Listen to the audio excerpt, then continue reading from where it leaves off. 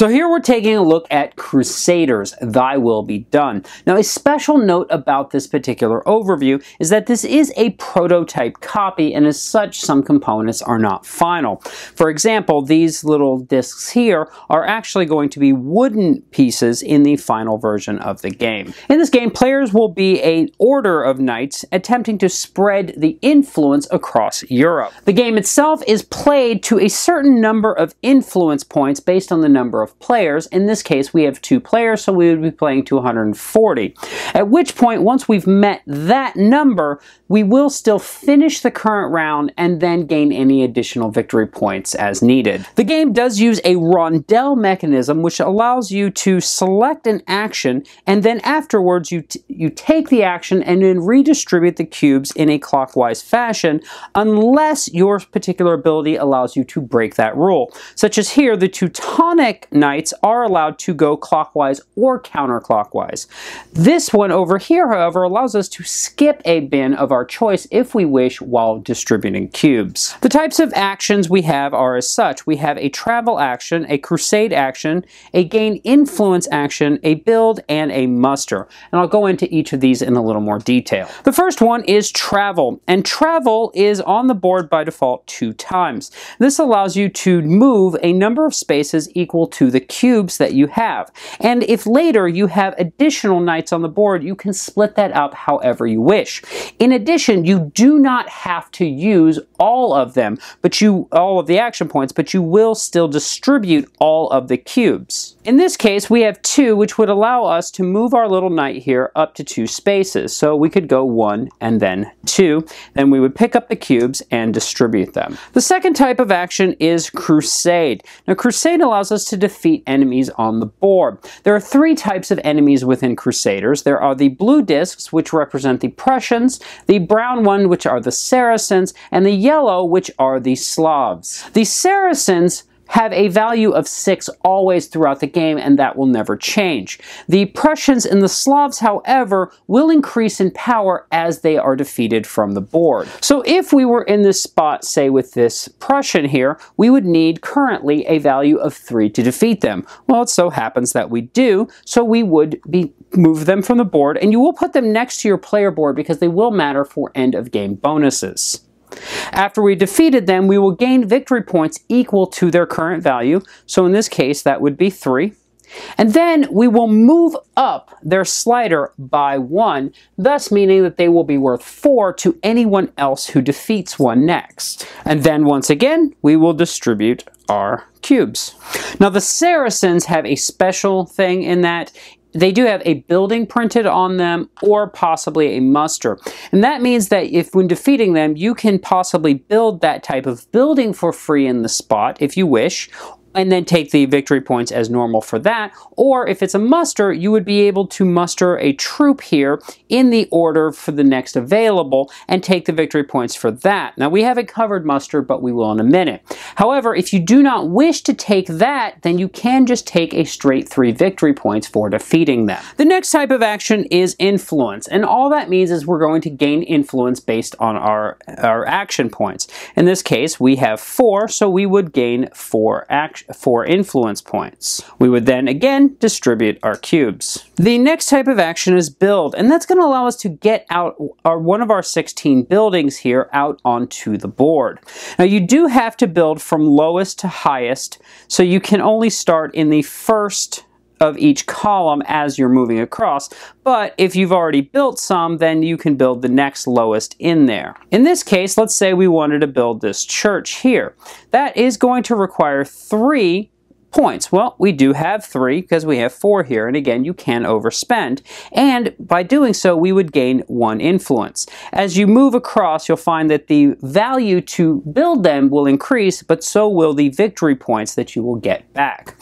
So if we build this church here, we would place it into the spot, and a note about building is you must build in an empty spot, so there cannot be a building already there, and there cannot be an enemy as well. At which point, we will gain 1 influence point, And now, from the rest of the game, we will have an additional bonus here of +1 influence. So whenever we take the influence action to gain influence, we will get an additional influence. Other buildings will give you things such as additional travel points, additional muster points, which we haven't covered yet, additional build points. So if we had built this, then the next time we build, we would automatically have a +1 build.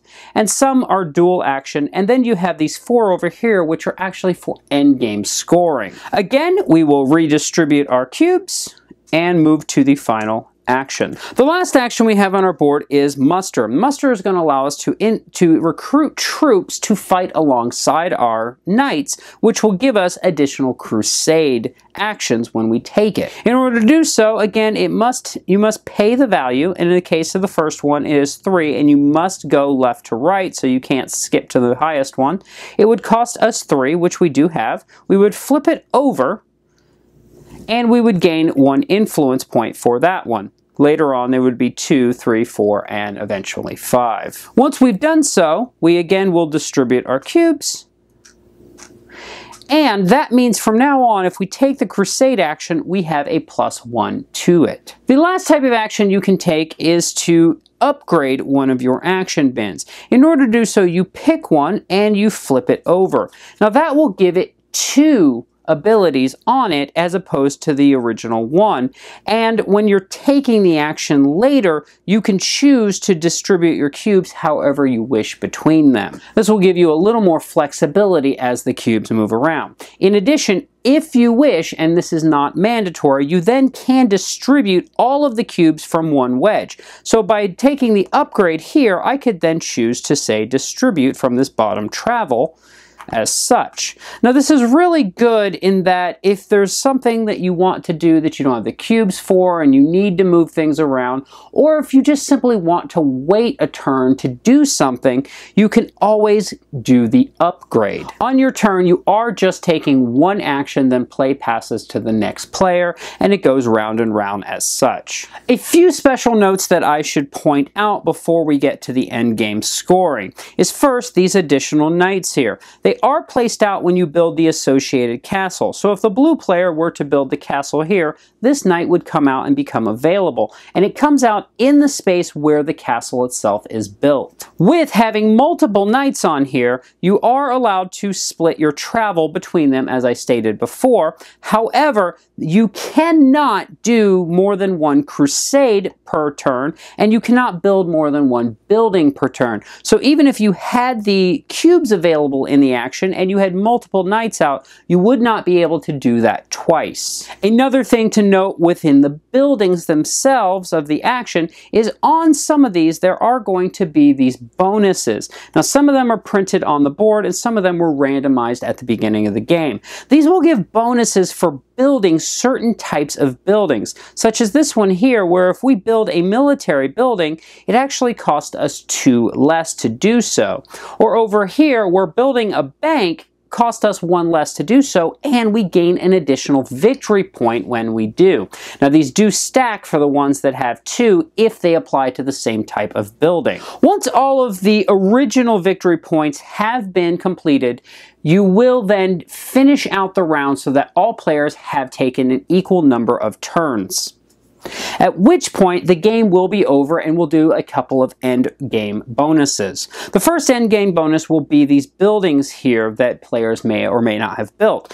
We have the castle level 4 here that does a +4 victory point per enemy set. So that means for each of these that we have a full set of, we will gain 4 victory points.